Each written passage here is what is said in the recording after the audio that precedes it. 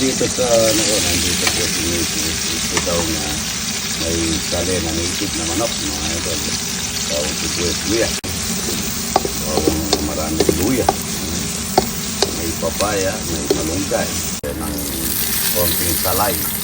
Lemongrass. Lagyan na natin yung native na manok.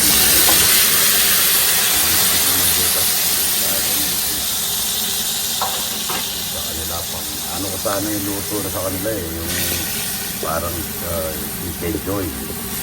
Kaso gusto daw nila may sabaw kaya yan po yung tinola niya ito. Lalagyan lang po ng patis, mga idol, patis. Wala yung patis. Ayun. Masarap na tinola. May papayang may inog-inog.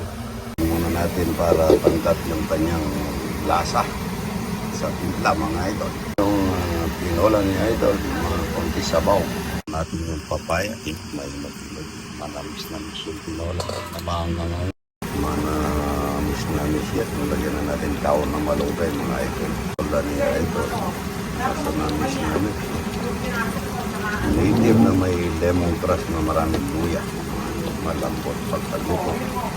Agad yung ano ha? Siyempre. Masarap ha?